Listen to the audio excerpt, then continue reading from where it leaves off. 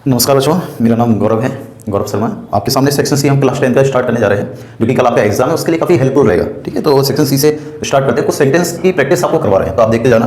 और कोई भी डाउट आता है तो आप कमेंट बॉक्स में मैसेज छोड़ सकते हैं, हम आपको रिप्लाई देंगे तुरंत। ठीक है, जैसे फर्स्ट सेंटेंस है जिसके चांसेस ज़्यादा रहते हैं यहाँ से नेगेटिव या इंटरोगेटिव सेंटेंस 2 से 3 सेंटेंस आते हैं एग्जाम में।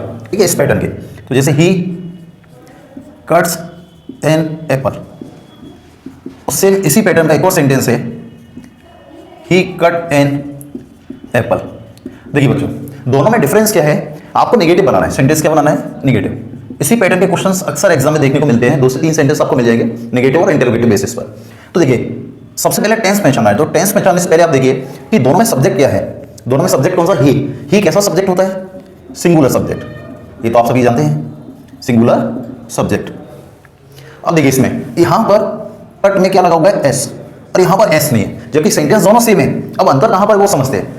कट में एस लगाने से क्या होगा? मेन वर्ब में अगर ऐसे यस का प्रयोग करते हैं तो सेंटेंस किस टेंस का होता है? सेंटेंस होता है प्रेजेंट इंडेफिनिट। ये तो आप सभी जानते हैं। अगर मेन वर्ब में ऐसे यस का प्रयोग करेंगे तो सेंटेंस होता है प्रेजेंट इंडेफिनिट का। और यहां पर ध्यान से देखिए, सेम मेन वर्ब है, बट यहां पर ऐसे यस नहीं है। तो हमारा जब इसमें ऐसे यस नहीं होगा तो ये होता है पास्ट इंडेफिनिट। क्यों पास्ट इंडेफिनिट होता है? क्योंकि ये मेन वर्ब की सेकंड फॉर्म है। अगर आपको जानकारी हो तो फर्स्ट, सेकंड, थर्ड फॉर्म तीनों सेम होती है कट के। और इसी तरीके के पैटर्न के क्वेश्चंस आपको देखने को मिलेंगे एग्जाम में, क्योंकि ये थोड़ा कंफ्यूजिंग होते हैं इसलिए। ठीक है, तो देखिए अब यहां पर आपको पता चल गया प्रेजेंट इंडेफिनिट है। तो प्रेजेंट इंडेफिनिट के नेगेटिव में क्या हेल्पिंग वर्ब लगाते हैं? डू या डज। तो आंसर बनेगा ही।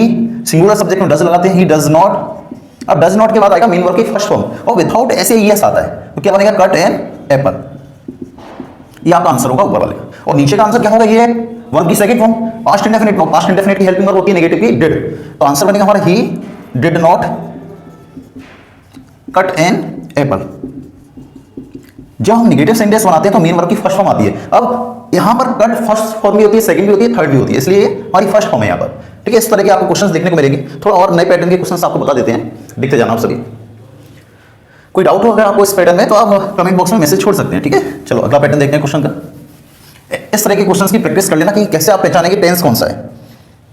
ये तो हो गया नेगेटिव। अगर इसी पैटर्न में आपको इंटरोगेटिव पूछा जाए तो कैसे बनाएंगे? हेल्पिंग वर्ब को उठाकर कहां रख देना? सब्जेक्ट से पहले, फर्स्ट नंबर पे। ठीक है, इंटरोगेटिव भी आप बना देंगे। एक नया क्वेश्चन बताते हैं जो अक्सर देखने को मिलेगा आपको एग्जाम में, डू एज डायरेक्टेड में से आता है। तो देखिए, the grapes are so sour that nobody ate them। ये एक सेंटेंस है, ब्रैकेट में लिखा हुआ है कि आपको किसका यूज करना है? TOO। इस पैटर्न के क्वेश्चन आपको देखने को मिलेंगे। ये क्लॉज के अंदर हम पढ़ते हैं, बट आपके नाम से आएगा ये सेंटेंस। ठीक है, कभी भी आपको इस तरीके से नहीं लिखा होगा कि क्लॉज बनाइए, इसका नाम से दिया होगा, टू का प्रयोग करना है। सिंपल होता है। 10th क्लास में इतना आपको ध्यान नहीं देना है सेंटेंस पे, क्योंकि बड़े लेवल के कोई सेंटेंस देखने को नहीं मिलेंगे 10th क्लास में। इसी पैटर्न के छोटे छोटे सेंटेंस देखने को मिलेंगे। रूल क्या कहता है हमारा? TOO का और टू का। कि सो दिया हो एग्जाम में तो सो को उठाकर क्या लिखना? TOO। ठीक है, सो को उठाकर क्या लिखेंगे? सबसे पहले तो TOO, बाद में सो के बाद इसके साथ दैट दिया होगा, सो डॉट डॉट दैट, तो दैट को उठाकर क्या लिखेंगे? TO। अब दैट के बाद हमेशा क्या लिखते हैं? मेन वर्ब की फर्स्ट फॉर्म। TO के बाद मेन वर्ब की फर्स्ट फॉर्म आती है हमेशा। इस चीज से आप ध्यान रखना। जब भी हम कहीं पर भी इंग्लिश के अंदर या किसी भी सेंटेंस को बना रहे हैं तो जब भी TO आएगा तो उसके बाद मेन वर्ब की फर्स्ट फॉर्म आती है डायरेक्ट। तो मेन वर्ब की फर्स्ट फॉर्म कहां मिलेगी हमें? नोबडी तो हमारा मेन वर्ब है नहीं, तो ये हट जाएगा आंसर में से। अब एट दिया, एट क्या है? वर्ब की सेकंड फॉर्म। इसकी फर्स्ट फॉर्म बना के आप सेंटेंस को कंबाइन कर देना। तो आंसर क्या बनेगा? The grapes are too sour to. अब टू के बाद क्या लेना? मेन वर्ब की फर्स्ट फॉर्म। तो मेन वर्ब क्या दिया था? एट। एट की फर्स्ट फॉर्म क्या होती है? ईट। To eat there. ये आपका आंसर है बच्चों। ठीक है, तो आप देख लीजिए, कोई भी डाउट आए तो पूछ लेना। इस पैटर्न में क्वेश्चन अक्सर आपको देखने को मिलेगा। अब थोड़ा आगे बढ़ते हैं, कुछ नए पैटर्न के क्वेश्चंस देखते हैं। और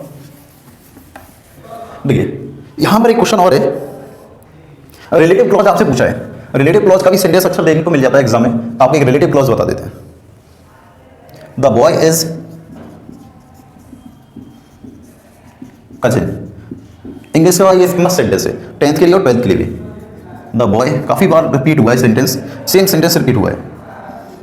तो आपके एग्जाम में रिपीट तो नहीं होगा, बट इस पैटर्न के क्वेश्चन आ सकते हैं आपके एग्जाम में। वन द रेस, ये किसे बनाना है? Relative clause. देखिए, रिलेटिव क्लॉज अपने आप में एक बहुत बड़ा टॉपिक है बच्चों। रिलेटिव क्लॉज अगर आप डिटेल में पढ़ेंगे तो आपको कम से कम 4 से 5 क्लास इसकी लेनी पड़ेगी डिटेल में पढ़ने के लिए, क्योंकि बड़ा टॉपिक है। ठीक है, क्लॉज का एक मेन पार्ट है रिलेटिव क्लॉज। तो रिलेटिव क्लॉज होता क्या है, शॉर्ट में जान लेते हैं। रिलेटिव क्लॉज में हम WH वर्ड्स का यूज करते हैं दैट का, जैसे आपका हु हो गया, विच, वेयर, और भी WH वर्ड्स होते हैं, इनको WH बोलते हैं क्योंकि WH से शुरू होते हैं, ठीक है। और एक होता है दैट, इन सभी का हम प्रयोग कहाँ करते हैं, रिलेटिव क्लॉज में, ठीक है। अब इसमें देखते हैं क्या लगेगा, तो आपको पहचानना पड़ेगा कि क्या यूज कर सकते हैं। तो the boy is my cousin, वह लड़का क्या है, मेरा कजिन है। The boy has won the race, तो आप ध्यान से देखेंगे जब क्लॉज आप डिटेल में पढ़ेंगे तो हु का मतलब होता है जो, और जिसने, हिंदी में क्लॉज के अंदर यह अर्थ होता है इसका।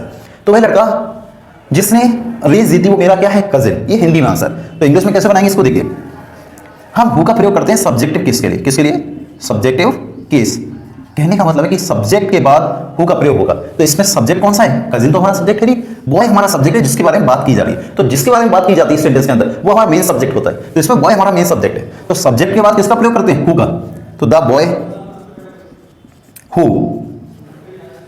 The boy who. अब रिलेटिव क्लॉज हमेशा प्रयोग किया जाता है दो सेंटेंस को कंबाइन करने के लिए। तो दूसरा सेंटेंस हम कंबाइन करेंगे, हमें पहला सेंटेंस कंबाइन नहीं करना है रिलेटिव क्लॉज से, किसको कंबाइन करना है, दूसरे को। तो who has won the race is my cousin। देखिए द बॉय हमने कहां से लिखा, फर्स्ट सेंटेंस है, ठीक है। उसके बाद हमने हु लगाया, हु क्यों लगाया, क्योंकि सब्जेक्ट के बाद प्रयोग करते हैं WH वर्ड का, द बॉय हु। फिर दूसरा सेंटेंस, ये द बॉय रिपीट हो रहा था, द बॉय के स्थान पर हमने क्या लगा दिया, हु रिप्रेजेंट कर रहा है द बॉय को, हैज वॉन द रेस। अब यहां तक हमारा ये सेंटेंस, बच्चों का पार्ट जो है फर्स्ट का वो आ जाएगा, इज माई कजिन। तो आपको तीन तरह के सेंटेंस करा दिए, तीन यहां से आपको सेंटेंस मिल जाएंगे एग्जाम में। तीन पैटर्न हमारे कंप्लीट हो गए। और हमारा अगला पैटर्न है सो डॉट डॉट दैट। ये आपको पैटर्न हम इसलिए करवा रहे हैं क्योंकि इस पैटर्न के सेंटेंस एग्जाम में अक्सर आते हैं, ठीक। तो यहां से आप बना के आ सकते हैं, आपको 10 सेंटेंस सही करना है बस। तो इसमें से तीन हमने आपको करवा दिया, एक इंटरव्यू, 4 सेंटेंस हो गए। तो अगला पैटर्न है सो डॉट डॉट दैट का। Aman is very intelligent, Aman is very intelligent, he can, Aman क्या है, बहुत इंटेलिजेंट है, he can pass this exam easily.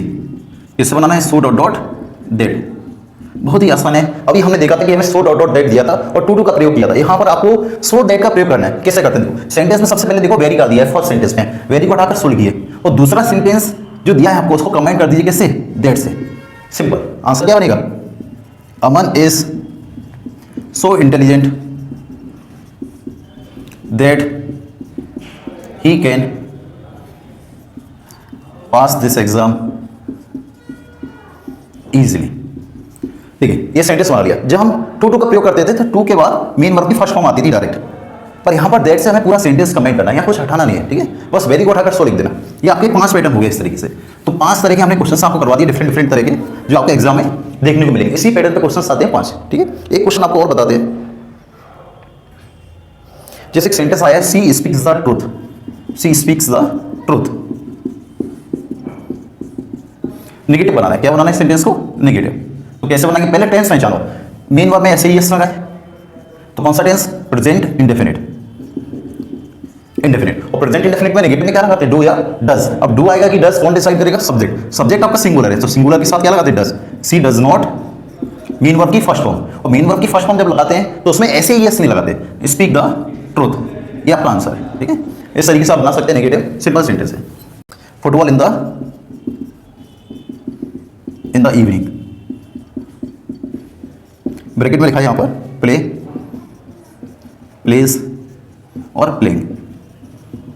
हमेशा बच्चों ध्यान रखना, जब भी आपके पास ऑप्शंस दिए हो तो ऑप्शंस एलिमिनेट करके करना क्वेश्चंस को। अगर आपको रूल नहीं पता है तो सेंटेंस को छोड़ना नहीं है, ऑप्शंस एलिमिनेट करना। देख कैसा सब्जेक्ट है, प्लूरल सब्जेक्ट है। अब मान के चलिए मैं सेंटेंस को बना रहा हूं, जब मुझे इसका रूल नहीं पता है कि इसमें क्या लगाएंगे, तो मैंने देखा देख कैसा सब्जेक्ट है, प्लूरल, और प्लूरल के साथ कैसी वर्ब आती है, या तो प्लूरल वर्ब आएगी। तो मैंने देखा इसमें आईएनजी लगी है। अब आईएनजी किसके साथ लगती है, या तो एसएमआर के साथ, या वॉज वर्ब के साथ, या हैज बीन वगैरह परफेक्ट कंटीन्यूअस में होता था। अब यहाँ ना तो कोई हेल्पिंग वर्ब दी है, तो प्लेइंग तो आ नहीं सकता। और प्ले में एस लगाए, एस कब लगाते हैं, जब सब्जेक्ट सिंगुलर हो, तो प्लेज नहीं आ सकता है। क्या आएगा फिर, प्ले। ये है वो तरीका जब आपको रूल्स नहीं पता है। अगर रूल पता है तो हम क्या करेंगे, सिंपल सी बात है। अगर सेंटेंस में इवनिंग, एवरी, अगर ऐसे वर्ड आते हैं, मॉर्निंग, तो वो सेंटेंस बनता है प्रेजेंट इंडेफिनिट में। इसमें बनता है प्रेजेंट इंडेफिनिट में। और प्रेजेंट इंडेफिनिट में हमारे पास 2 ऑप्शन हैं, एक तो प्ले और प्लेस। तो क्या आ जाएगा, प्ले, क्योंकि प्लूरल सब्जेक्ट, ठीक है। इस तरीके से सेंटेंस आप बना सकते हैं। कोई भी डाउट अगर आपको आता है तो आप मैसेज छोड़िए कमेंट बॉक्स में, हम आपको रिप्लाई देते रहेंगे टाइम टू टाइम। कल पेपर है आपका, अच्छे से करके आना सभी। और डाउट फिर भी रहे कोई तो आप अविनाश मैथ्स एकेडमी चैनल है आपका, ठीक है, गौरव सर नाम है हमारा, तो आप उस पर मैसेज छोड़ सकते हैं। कोई भी दिक्कत हो, कैसी भी परेशानी आए आपको पेपर से रिलेटेड, तो बेझिझक होकर आप मैसेज करिए, आपको रिप्लाई मिलेगा। ठीक है, धन्यवाद।